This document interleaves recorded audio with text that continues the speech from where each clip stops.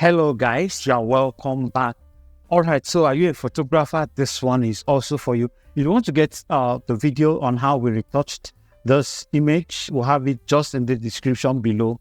Click on the link. You are going to get access to the video on how this image was retouched in this channel. All right, so we retouched it live in the channel and we'll have the video dropped here for you. Now, today what we are looking at is how to take your studio images. Remember, we are doing upgrading your studio image production series. We are doing upgrading your studio image production series. So this is the class 2. This is the class 2. The first one was the retouching. This is the class 2. What are we looking at the class 2? How to take your image to the next level by changing the background or doing what we call background swapping or composition. This is going to blow your mind. Stick to the end of this video. If you are doing anything, drop whatever you are doing because this is a game changer. This is a game changer. So first of all, we're going to be looking at 2 ways you can select your background quickly. Please make sure you're using an upgraded Photoshop to be able to use some features in this video. Make sure you're using an upgraded Photoshop, at least from 2022 upwards, can run a whole lot of the things we're going to be doing for you. So without wasting any of your time, let's get it straight into work. In case your layer is appeared like this, is locked, well, the property we are going to be using may not be showing in your own. For example, we'll go to Windows, we'll go to Properties. If you do not see Properties, this is where you find yours because I can't actually find mine. All right, so the first thing we are going to be using to select our background is Property. Now, if your layer is locked, so like I said, if your layer is locked, you won't be able to access the option. Look at mine. My own is locked. It's reading background and it has a padlock on it. So there's nothing here that is going to allow us remove our background. But this is the trick. Unlock your layer. Click on the padlock. It's going to open and immediately a quick action appears here. So what does your quick action read? Select subject, remove background. So we're going to be using remove background. Just click on it. Photoshop is going to use its AI, analyze your images, and bam, your background is gone. Okay, so look at it, it's gone. But the mask is quite messy and all of that. So we're going to be running the corrections manually. Take your brush quickly. Make sure that your foreground color is black and your background is white. Or anyone that works for you anyway. But just know that white unveils, black hides. White unveils, black hides. So we're using white over here. This should be called what? Foreground. Yeah, that's it. I got it. All right, so let's just click over it like this. So we are restoring those areas that we lost to the mask. I think this is faster, especially when you are working with bulky images. Don't worry, by the time we are done refining the mask, you are not even going to notice it was not done with pen tool. All right, so there is a quick way to be able to analyze what you are looking at. You can hold your alternate, click on your mask to be able to see, okay, so if you remember when we were like this, we couldn't even see that some part of the cloth was still missing. But the moment we unveiled our mask, we were able to see that part of our clothes are still missing. So right here, we'll stay here and modify our mask like this. Okay, so now we've gotten back our clothes. I think I'm losing a bit of our shoe. So let me get it back as well. Like that's nice. Can now open up this one to be able to see the shoe perfectly. So you can just paint in extra like that so you can see the shoe very well. Then manually with a hard brush. All right, so take up your hard brush. To make your brush hard, you need to just hold your alternate, drag it down like this. So if you drag your mouse cursor downwards, the hardness will start increasing. If you take it upwards, to start reducing, left to start going down, right start going up. So just try it in your own and see the experience. All right, so I want to get back my shoe heel. That's why I just painted some areas that I do not really need. Should actually be on brush, not clone stamp. All right, so I'll just paint roughly around like this. Of course, you can take out your time. Okay, let's just do it straight up. Take your lasso tool. Let's just make a quick selection so that everything we'll be doing will be very, very precise like this. So we need it to be precise. That's why we are doing it. Okay, so like that.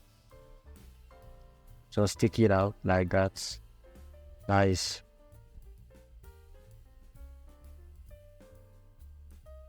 Okay, we have it selected.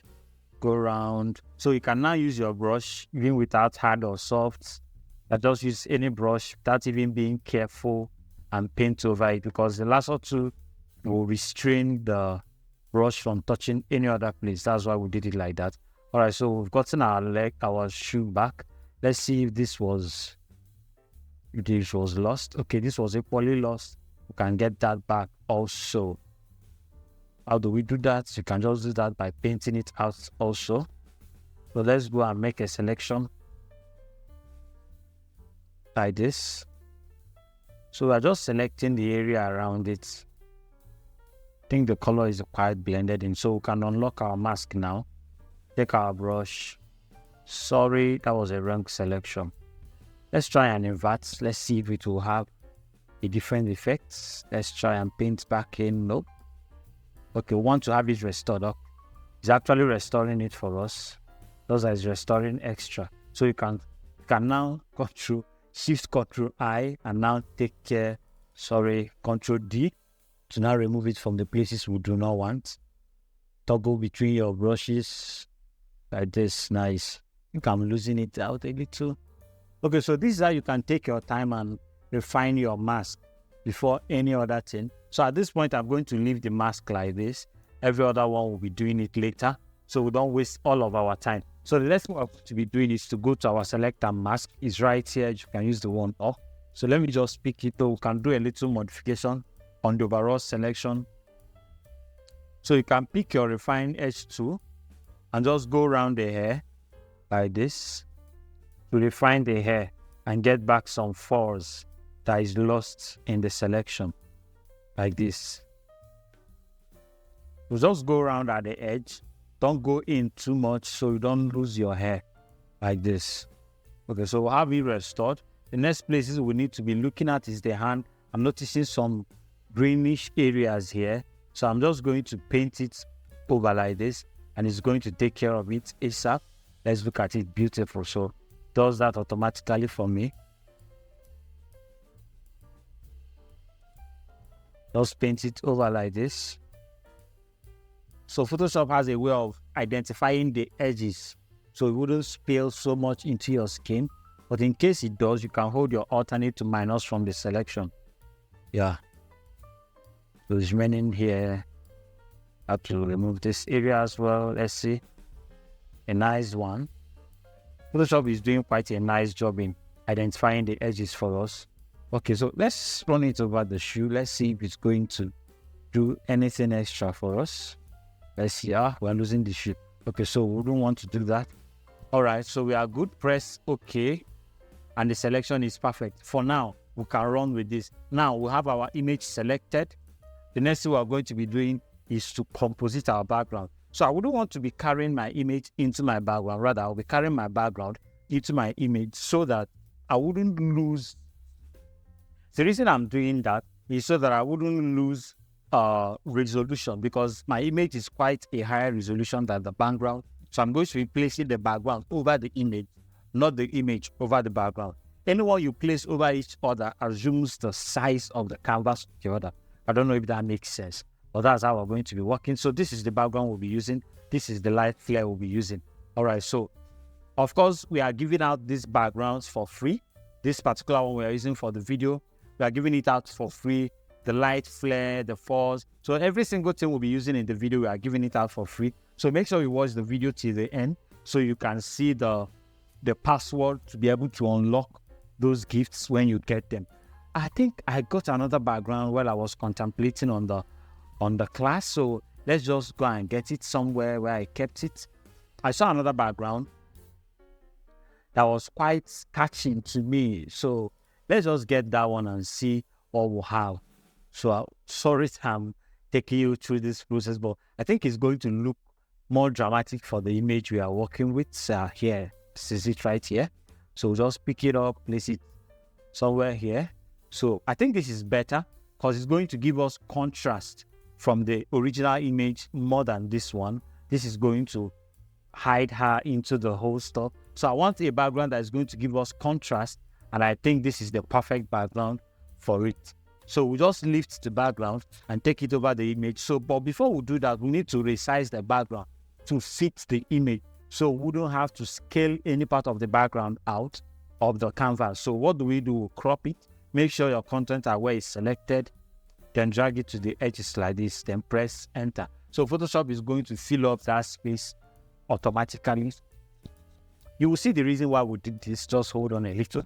You will see the reason. Okay, so we are done.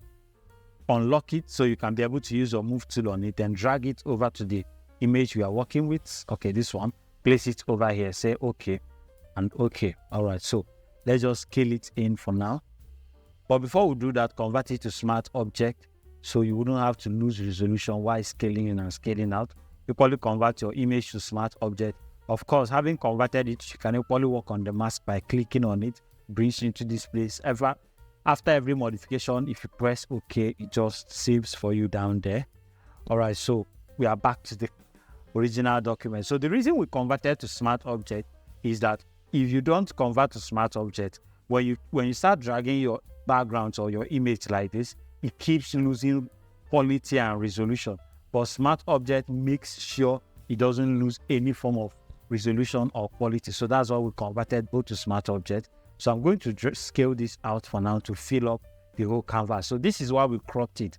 If we didn't crop it, this scaling we did, we are going to be losing a lot of the background that might be interesting for us to have in the image. So, but by scaling it out by cropping it out rather, we've been able to fit it into the same canvas size with the original image. So we'll flip it over to bring our image up. So the next thing we are looking at right now is how to fit in this image into this background to make it look realistic as if she's standing right here. So we'll have a lot of processes we're going to go through. The first one we're going to be doing is to match the horizon line. So how do you match your horizon line? Just use your eyes and find if she's standing in this background. Of course, we'll have a detailed tutorial on how to identify your horizon line in this video in the description below.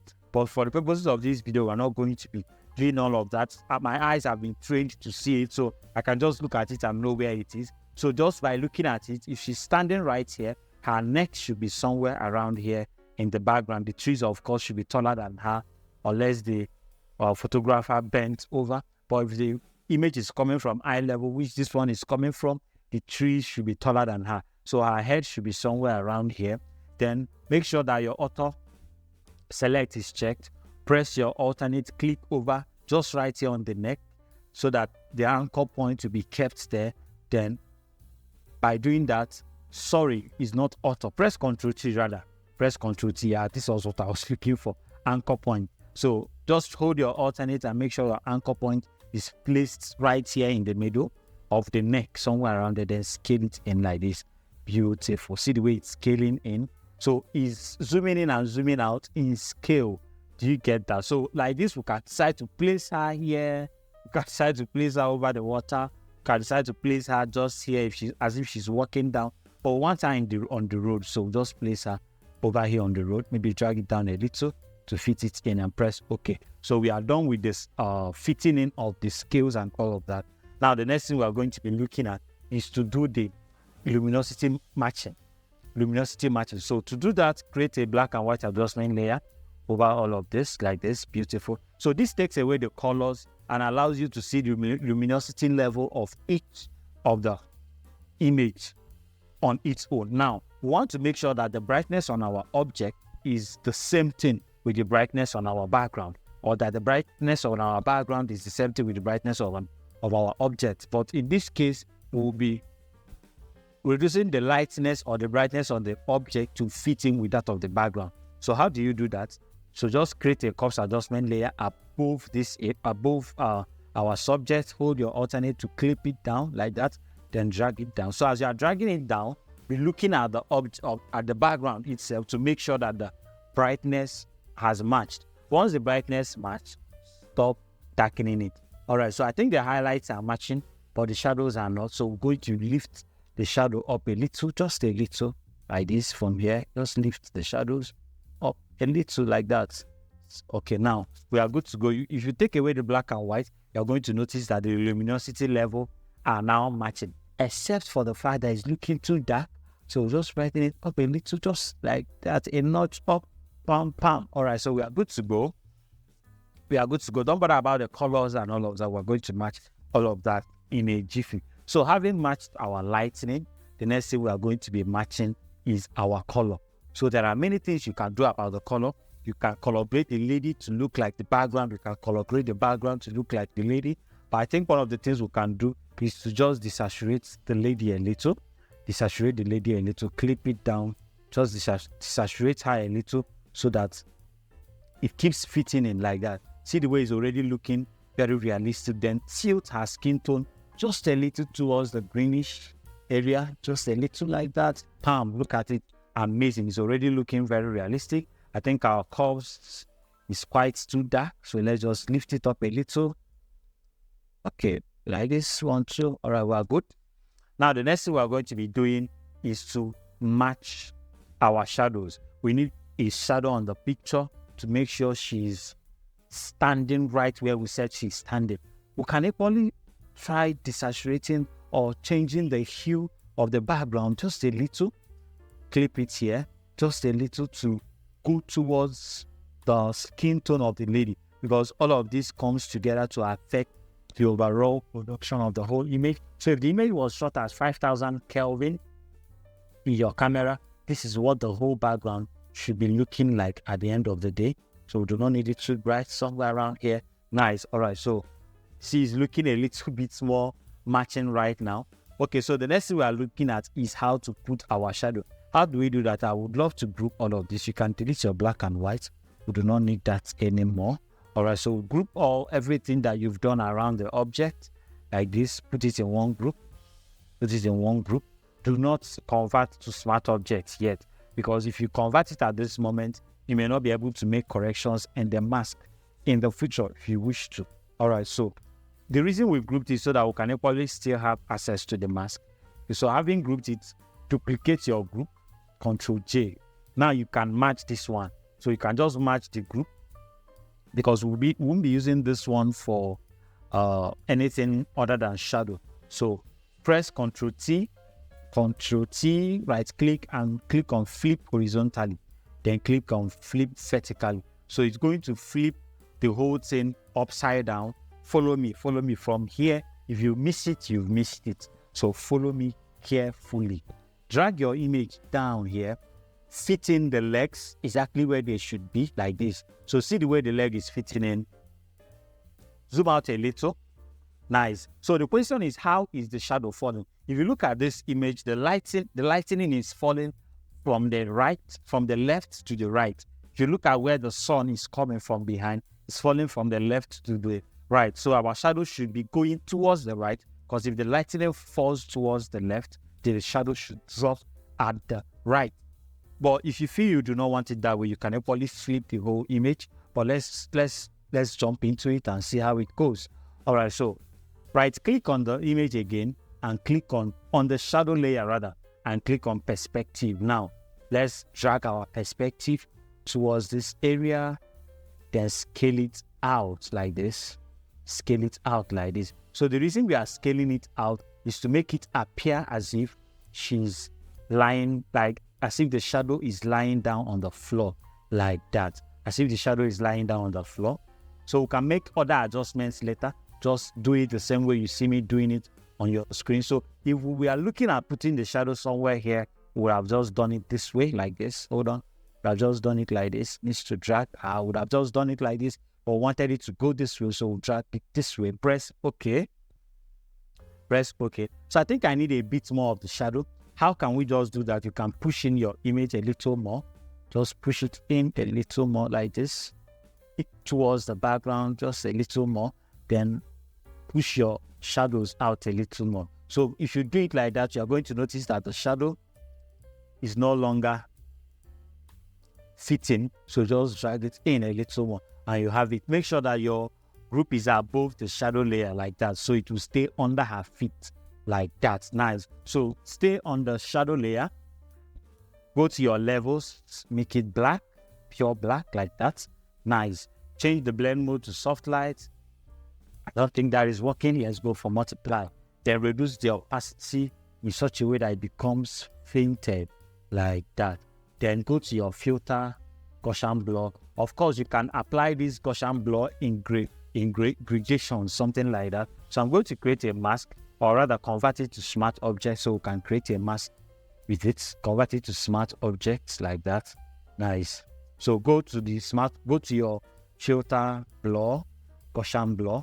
So we just want to blur it out a little to make the edge look soft, because this is a soft light that we'll have here, somewhere like that. Press OK. So you can now click on the mask and reduce the blur effect wherever you want it to be. If you want the edges to be sharper, because I want the edges of the shadow to be sharp, then towards the end to now become blurry. So I'll just remove the blurriness from here. So all this area is going to be sharp. Then towards the ending, I want it to fade out like that. So it looks realistic, like a soft light effect like that. So it fades out like that. Nice. So can equally fade here out. Don't need to remove it, just fade it out. I think I'm losing that hard edge I wanted to get there. Nice one. All right, so we can zoom out. You see the effect now. So this is it without shadow. This is it without shadow. See the way she's floating. This is it with shadow. But if you look at the image, it's still not touching the ground the way we want it to. So one more thing we're going to create an empty layer, go straight under her feet and create very tiny black lines under her feet. Just very tiny black lines like this.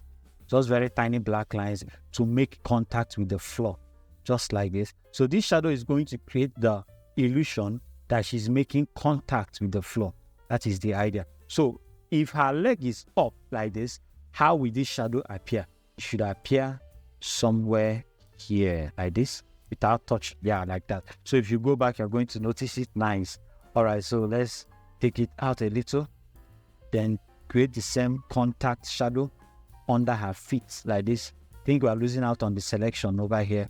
We'll get back that when modifying our mask like this. Nice. Okay, so this is before, this is after. Let's zoom out so you will see it very well. This is before, this is after, this is before, this is after. So we'll reduce the opacity and do one more. This one we are doing right now is going to be a more broader shadow, just generally under her feet and clothes, to create that shadow there like this. Nice. Okay, so this is her dress. She have some sort of shadow spilling over here. Okay, so all these shadows is to make sure we have a contact with the floor. Reduce the opacity of this one like very low. Nice. So all this is creating that contact effect with the floor. This is before, this is after, this is before, this is after, then this is the other one, this is before, this is after. Nice. Okay, so look at it. Our image is already looking realistic to an extent. So let's try and modify the masking. So this is why I said you shouldn't group the whole thing up together. So now I can access my layer mask, zoom in on the image towards the leg. So I noticed I was losing details here. Sorry, I was wrong. I noticed I was losing details here. So I'm going to just bring it back. That wasn't what I wanted. Stay on the mask, please. So I'm just going to bring it back.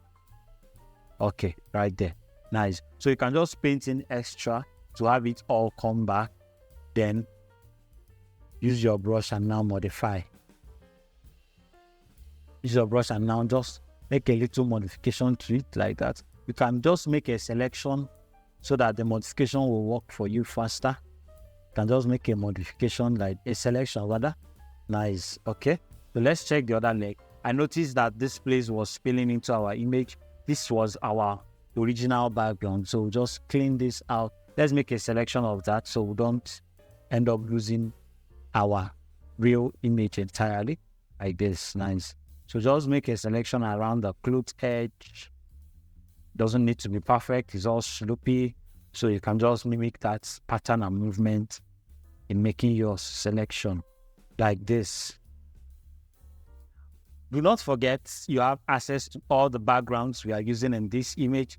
All you need to do is just watch the video till the end so you can have access to the password.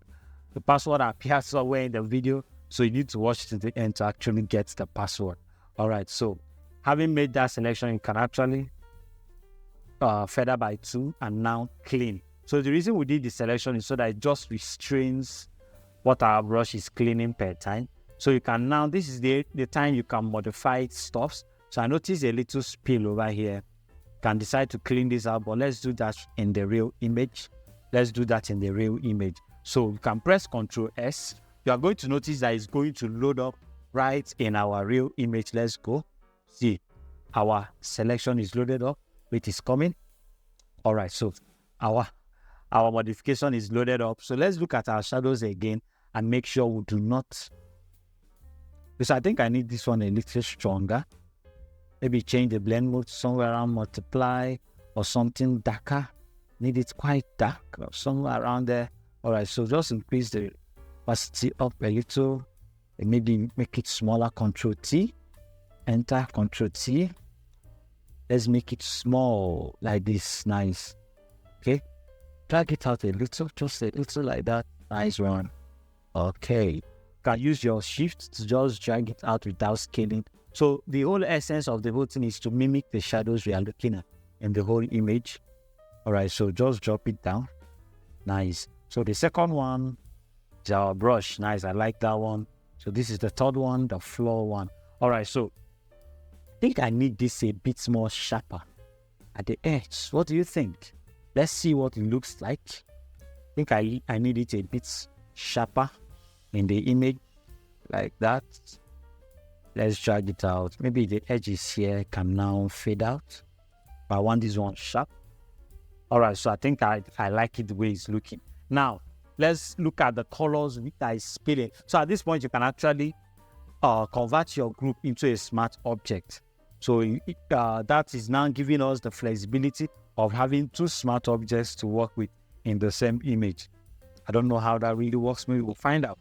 All right, so the reason I had to do it so that I can modify all the greens and a lot of colors I was seeing here. So go to your hue and saturation, clip it to the image like this, then use your picker tool, your hand picker tool, and click on the color that's containing the original background. Then you can reduce it. Just reduce the saturation or make it darker or make it brighter. So let's look at the effect of the whole image. So you notice that all the cyanish colors that was spilling from the original background are gone. So this is how you can modify it. Look at it. So this is before, this is after. Amazing. So all those spills that was coming up from the original background, they are all gone. Now, what is the next thing you're going to do? Let's create something that looks like a depth of field behind the image so that it brings the lady out. Then we create a global color grading and we are good to go. So how do you do that? Press Ctrl Shift Alternate E to create a stamp visible layer. Ctrl Shift Alternate E to create a stamp visible layer. You can duplicate the layer, then go to your filter. Let's tilt blur should do that for us. Tilt blur should do that for us. Our tilt blur is not working. All's wrong. All right, so let's just move over to something else. Let's go to filter, go to your blur. We can use, which one should we use right here? Okay, so we can use our Gaussian blur, then find a way to modify it manually, because I expected the tilt blur to do the job. Maybe it's a system error. Press OK. But before tilt blur, we've been using Photoshop. So use your mask to now paint in the blur in such a way that it's going to look realistic. Maybe we should just manipulate the blurriness just towards the middle and leave the edges like this, so it looks like a manipulation. What do you think about that? See the way it's looking? Just like this. Hello, what's wrong? We should have selected our image out. Okay, so let's just go back. All right, apply your mask. Let's make a selection of the image. Yeah, like this. Then go to the mask. So want to use this mask. Want to use it to create mask for our let's wait. So I want to make a selection. Ctrl Shift I. Okay, so we'll select inverse. Create a mask using that selection. Create a mask using that selection.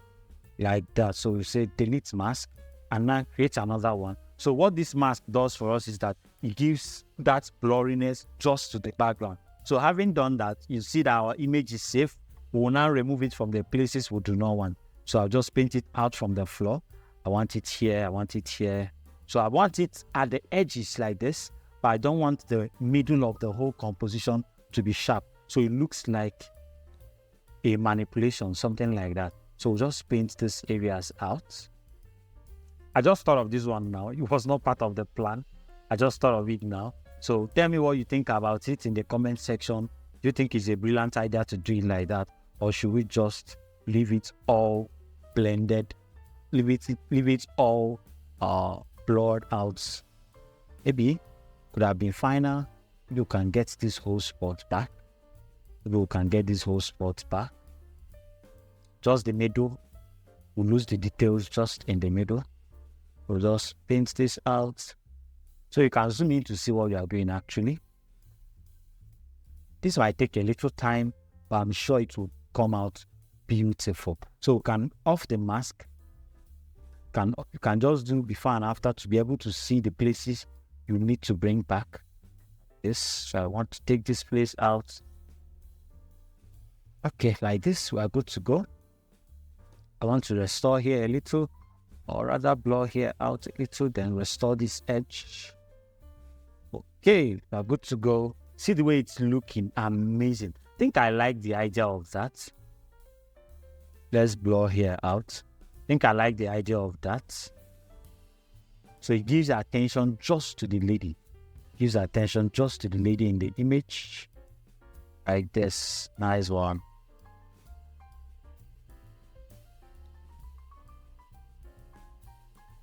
Alright, so I'm going to stop right there. Reduce the opacity. Just small to give it that hazy feel. Just a little like this. Okay, so one more thing we want to be doing. We want to create a light flare over here to make it look like there's a sun flowing in from the left. So this is the light flare we'll be using. Let's find it. I left it somewhere here. Okay, so this is the light flare. Just drag it over the image. This. Where is it? Nice. Place it somewhere around here. Make it bigger. Sorry. Please off your auto select layer so you wouldn't drag things around. So just like this, make it bigger. Just place it somewhere behind. I think I want it behind my image. So let me just bring my image to the topmost part. Where's our image? It's going to mess things up. Let's just mask. Let's just mask. Change the blend mode to soft light. I like the feel around my background. I like the feel around my image like this. It's looking like a light feel. So we'll just reduce the opacity and amazing. Look at the before and after. Let's just look at it. This is before, this is after, before, after. Gives it that warm gradation around the whole stuff. Maybe you can try creating lightning effect using your gradient map, but we are going to stop right here for the purposes of the video. So let's just create a global color grading. Now, the secret of blending your composites is global color grading. Global color grading, a color that will pull the whole thing together. So to do that, we'll just use a color lookup table. We'll just select one from the original ones. Look at how beautiful. This is so nice. This is so nice. I think I love this. Looking dramatic. Very, very dramatic for the video. I love this one. I love this. Oh, I love this. I love this. I love this. What do you think? This is beautiful. This is beautiful. So we have amazing color gradings in this color lookup that we can actually choose from. Just trying to decide the one I'm going to use. Just trying to decide. Of course, we'll drop the opacity later to make it look all blended in. Drop the opacity. Drop the opacity. Okay, so I think I'll be going with this one. So let's just drop the feel, maybe. Okay. Before and after. Before and after. So I think we can actually apply a photo filter over it. Maybe a cooling filter. Let's see what it looks like. Nice. Nice. So the reason I actually apply this is so that the lady's original color can equally come up. So we'll still know that she's a fair lady. Now, one more thing we need to do, we need to create a vintage effect around the image. And to do that, we'll be using our camera raw. That's one of the quickest ones we can lay our hands right now. So we'll just go to our camera raw. To do that, I can actually decide to flatten everything, but let's create a visible stamp layer one more time.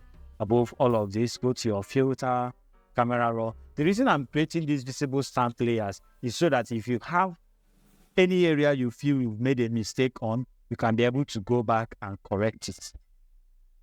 You can actually open this up to make the middle point come closer towards the center, then reduce the overall vignette like that. So I think the middle point is closing in too much. So just leave it somewhere here. It will just leave it somewhere here. What do you think? Right? Think you are good to go. This is so nice. You can play around in your camera raw. You can equally color grade stuff around here. But we are done. Trust me, we are done. Okay, a little more exposure. Maybe we'll drop down the highlights a little. See if it's going to add a little. Okay, maybe open up the shadows a little more. Just a little. Then here's the whole overall image. Just a little. To add a little contrast to nice. Hey. Beautiful. So this is how this is before, this is after, this is before, this is after. Just subtle changes. So this is how you change your image this is how you take your ordinary studio portraits from A level to the next level using our guides and our tutorials. So this is the second class on taking your studio photography to the next level. We'll be running a series on this. You can check the link on the description below to see the first video or the first class on this series. So the next one we're going to be doing is going to be amazing. So make sure you have your notification turned on to get notified every single time we'll have a new video coming your way. Subscribe to our YouTube channel and God bless you. See you some other time. Thank you for watching.